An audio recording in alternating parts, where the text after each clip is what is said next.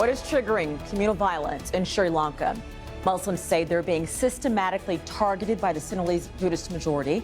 The government's declared a state of emergency. But what will it take to end the recurrent religious friction long term? This is Inside Story.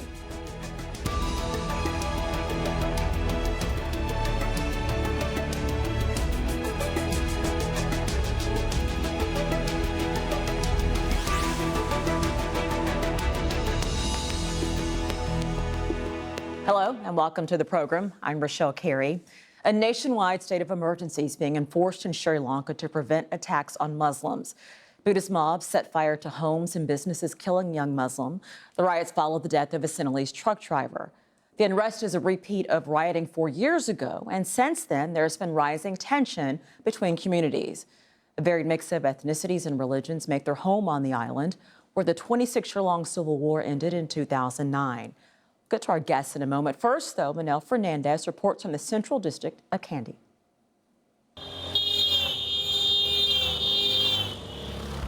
A heavy military presence deployed to keep the peace. Witnesses say organized mobs from the Sinhala majority targeted mosques, Muslim homes and businesses on Monday afternoon. Mohammed Fazal's brother Abdul died in their burning home, one of many set alight. Early morning today, I came to inside the house for check with my parents. That time I saw my brother.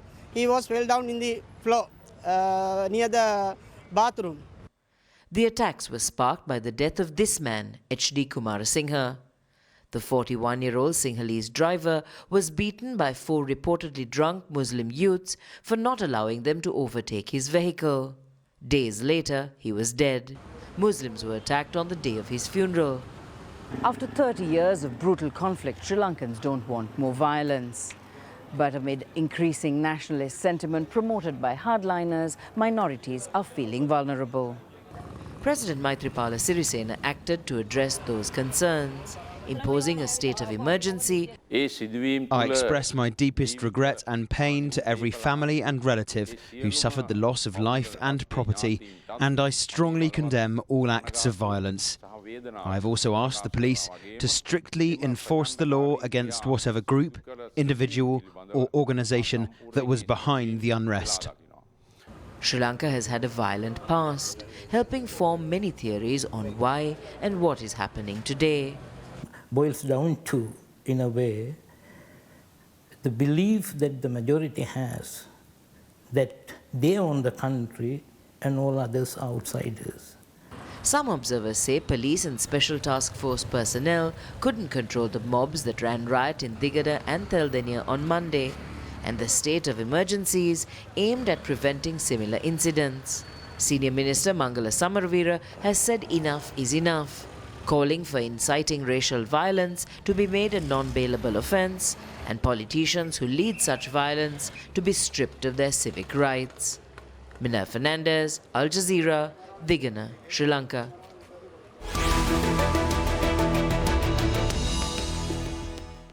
Sri Lanka is a diverse country with different ethnicities, different religions. Around 3/4 of the 21 million islanders are Sinhalese, who live mainly in the southwest. It's estimated 70% are Buddhist. Less than 20% of Sri Lankans are Tamils, who mostly follow the Hindu religion. They're divided into 2 groups: Tamils with Sri Lankan origin in the north and the east, and Tamils with Indian roots in the south and center of the island. Other minorities include Muslim Moors, Malays, Vedas, and Christian Burghers, who are descendants of European colonial settlers. Let's bring in our guests now. Joining us from Colombo via Skype, Thyagi Ruwanpathirana, a legal advisor and human rights activist, and in Oxford, Gehan Gunatilleke, legal director of Verite Research in Sri Lanka. And welcome to you all. Thank you for joining us. Let's start where things are right now, which is this state of emergency that has been called for, that is being enforced. Thyagi, is this the right answer to get this under control, at least right now? Do you think so? It's a difficult call, and I think it's something that we can't judge right now because we're not in the ground. We're not in any capacity to check if the violence is so much that the government hasn't been able to respond to it using normal methods of law enforcement. There's a case to be made that it's just that sustained inaction has led to this point, and not taking enough action on perpetrators or having enough convictions in the past has emboldened these perpetrators, which has got us to the current situation. So it's a call for government. It's difficult to gauge at this point whether the state of emergency was called for or not. It remains to be seen what they do and how human rights are protected in this current situation. And actually, I'm glad you brought that up, Thyagi. That's a question I was going to put to Gehan. What concerns, if any, do you have about what might happen during this state of emergency, particularly as it pertains to human rights? I think we have had a troubled past with emergency in Sri Lanka. We've had a state of emergency for a very long time while there was a war going on, and for several years even after the war. So the state of emergency in Sri Lanka is naturally looked upon with suspicion. So I think there are concerns that this state of emergency will be extended beyond what is absolutely necessary. As Thyagi said, I think it's a call that is difficult to make. It may be something that is necessary in the short term, but certainly it is something that we in the past have had for a very long time where it was not necessary. And leaders, governmental officials have exploited emergency in the past to violate human rights. Alongside the state of emergency, we also have news coming up that social media platforms are being blocked. So now these are also indicative of a government agenda to not only focus on the perpetrators on the street, but also look at wider opposition. And I think this is something dangerous. So while a state of emergency could be necessary in the short term, it will certainly be viewed with suspicion in terms of the human rights implications, particularly on freedom of speech, the ability to oppose government and criticize government, even in terms of its response to the violence that we are seeing at the moment. So, Thyagi, to the point that Gehan is making, so, there's this state of emergency now, and it's not really clear what the parameters are. Are you concerned that if at whatever point this state of emergency is over, that is there any type of checks and balances to pull back some of these extra powers that law enforcement have right now? So far, what's been said is that this is almost like a surgical intervention. It's for a limited time period, and the government has apparently given instructions to police and the army to make sure that human rights is central and that their actions are proportionate, things like that. But like Gehan mentioned, we are very, given our past, it's difficult to sort of be all right with a state of emergency. It should come as a shock. And a general law enforcement issue that's escalated so much is naturally an issue. And these attacks we've seen since 2014 in Analyst, then last year November in Gunatilleke, then last week in Ampara, and now in Kandy and in various areas. And clearly it's spreading. The human rights concerns, it remains to be seen, because it's also about what checks and balances are restricted. There's a lot of concern. And the government hasn't communicated any of this so far to the public. And like Gehan said, whether it's absolutely necessary to go on restricting communication methods, social media platforms, those are very critical things the government has done, which could have been avoided. We are going to bring in an additional voice in this conversation right now. Also in Colombo via Skype is Keenan, Senior Analyst and Sri Lanka Project Director at the International Crisis Group. Thank you for joining the conversation for us. Alan, you have said that you think the previous president, Rajapaksa, condoned previous incidents of anti-Muslim violence over the years. In what way? Well, of course, he would deny that, but the ability of the Bodhi Balasena and other groups to commit violent acts and hate speech for months and months, for 2 full years, to campaign, to have large rallies, and without any kind of interference, I think is one indication. But there's also, since the departure of Mahinda Rajapaksa and his government, a lot of people have been telling me about the links that they experienced between Bodabala Sena and military intelligence. So and also senior police officers. A lot of information has come out about the active cooperation between the senior sort of security officials and Bodabala Sena. So I think it's fairly well, I think the evidence is pretty much there for the connections. A government spokesperson actually said there were mistakes on the part of local police. Some of these attacks happened in front of them. That's quite an admission. So how bad is it that there is such a breakdown in trust between the police and the communities, Gehan? I think that's a really good question. We have to try and understand what is going on and why we're seeing ethno-religious violence persisting even with the new government installed in 2015. This government was perceived as a minority-friendly government. It was a government that many minority voters voted for.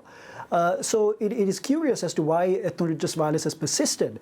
Now, there's a simple answer to this, and that is impunity. There were 200 incidents of violence in 2013, 200 incidents of violence in 2014. We had Alutkama, of course, that Thyagi mentioned. And these incidents in number reduced in 2015 and 16 with the new government. But what the new government failed to do was actually bring perpetrators to justice. And there was a culture of impunity that even the new government has played a part in extending. Now, these perpetrators now understand that they have a sense of impunity to act without any consequences, and that the consequences of that impunity we are seeing today. So the law enforcement officials are trapped in this situation because there's something more complex going on as well, which is beyond government. While the government is responsible for impunity, it is in a sense beyond government in terms of what we see embedded in Sri Lankan society. And that is the simple fact that Sinhalese Buddhists believe that the country belongs to them. They have this entitlement complex. They have the ability to exercise that entitlement complex through state structures.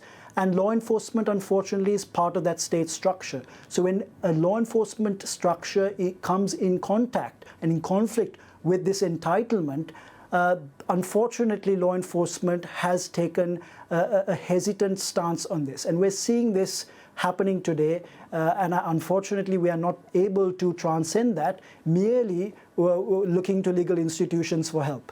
Thyagi, let me bring you into this.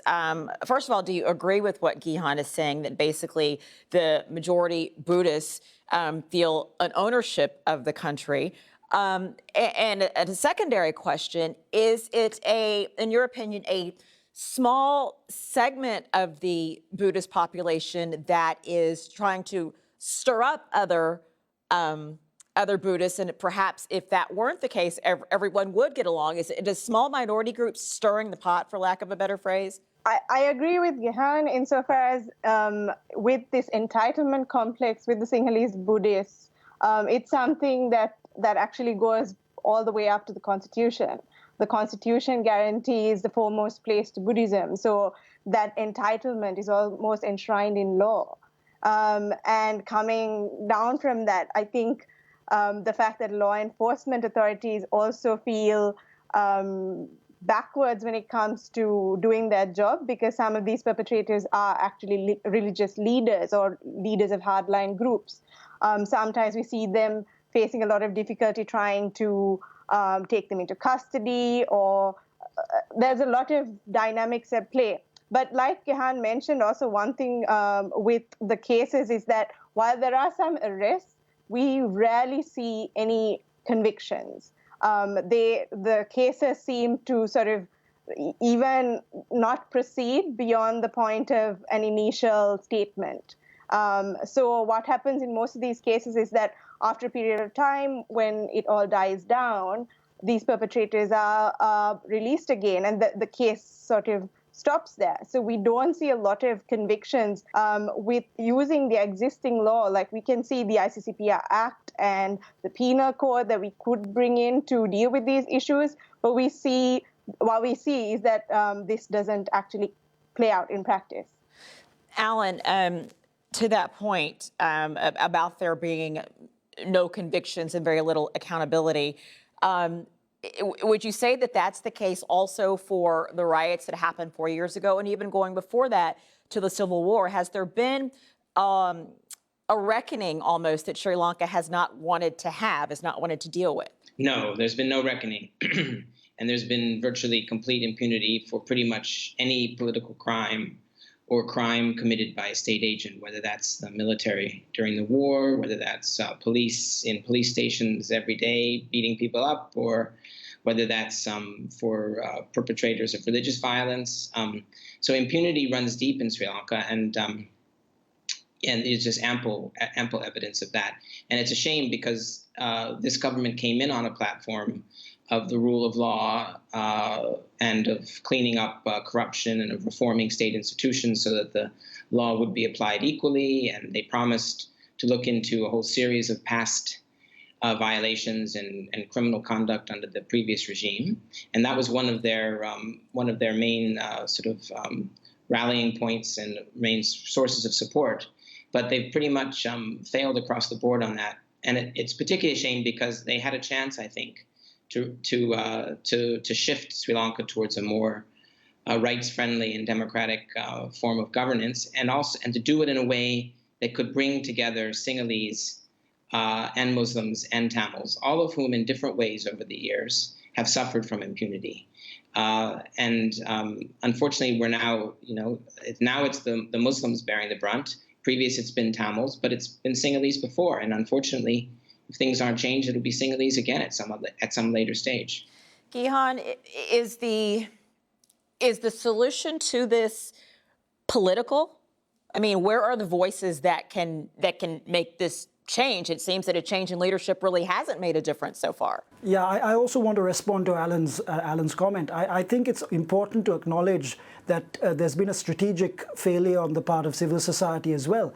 I think one of the failures of civil society is its unwillingness to place accountability at the helm post-war, and also with the new government in place.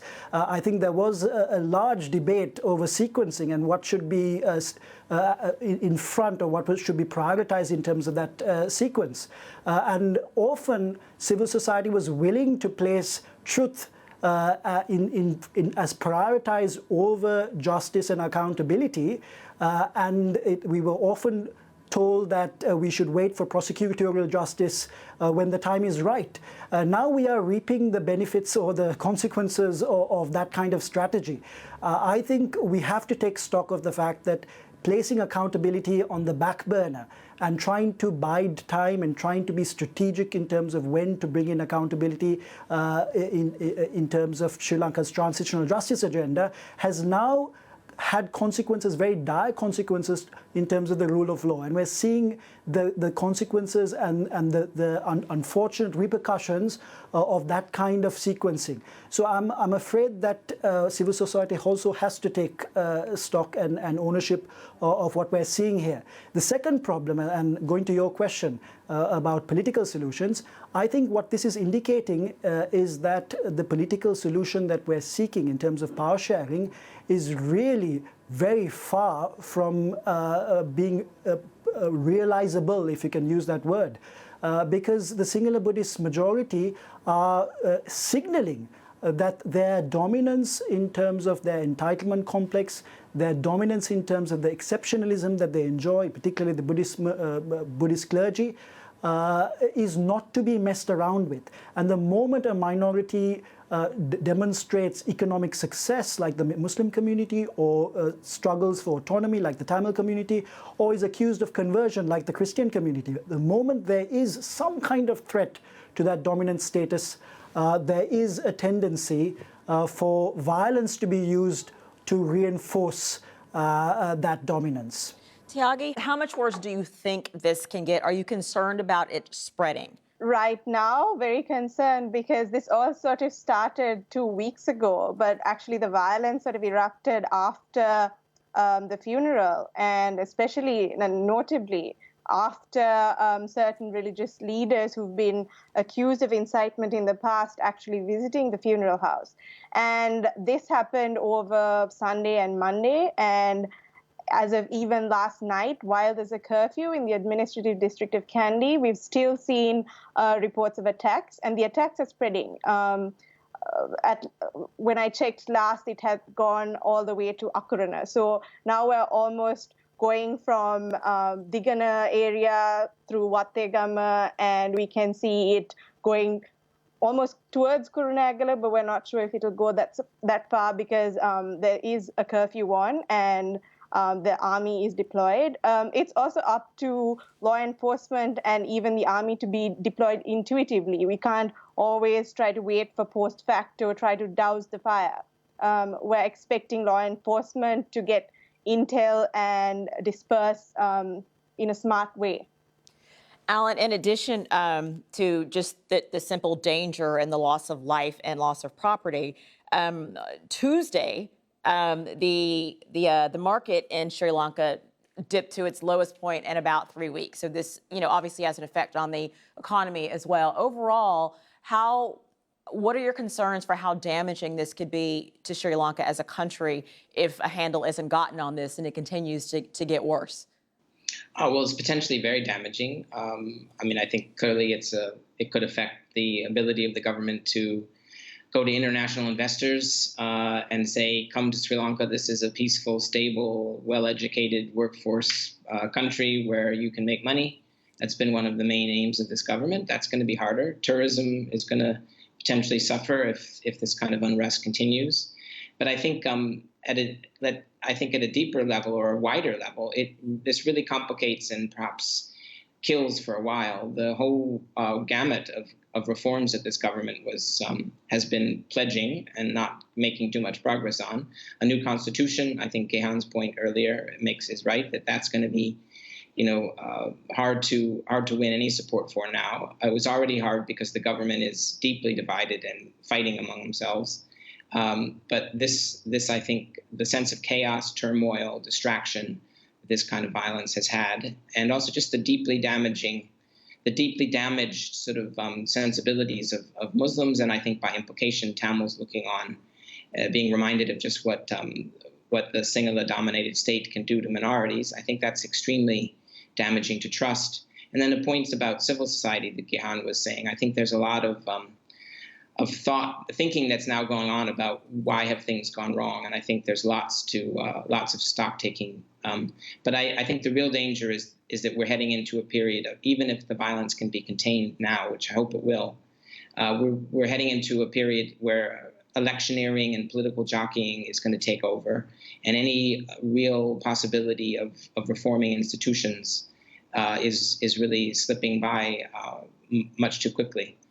Thyagi, you'll get the final question here. How concerned are you, as Alan talks about, elections coming, that politicians will just try to manipulate or capitalize on this situation to their benefit as opposed to really trying to help people? It's already a huge concern. It's less than a month since the local government elections, which basically came as a surprise to a lot of people, and especially given that the stark contradictions or the disagreements between the ruling coalition, and then the joint opposition asking for the parliament to be dissolved and things like that. So there's been a lot of instability in the past few weeks, and as a result, or as a response almost, the government has decided to reshuffle the cabinet, and as a consequence, the law and order portfolio has been placed temporarily, it seems, with the current prime minister. So this all is sort of happening in that context, and it's almost a test to see how the prime minister will react to this kind of violence while he holds that portfolio.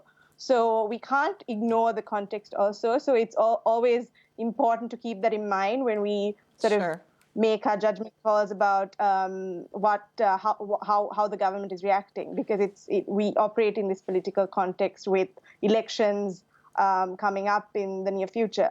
Okay. And that will be the last word. And thank you for that context. Appreciate it very much. Thank you all for joining us for this conversation. Thyagi Ruwanpathirana, Gehan, Gunatilleke, and Alan Keenan, thank you all. And thank you for watching. You can watch the program again anytime if you go to our website, aljazeera.com. For further discussion, go to our Facebook page, facebook.com/AJ Inside Story. You can also join the conversation on Twitter. Our handle is @AJ Inside Story. From me, Richelle, Carey, and the entire team, bye for now.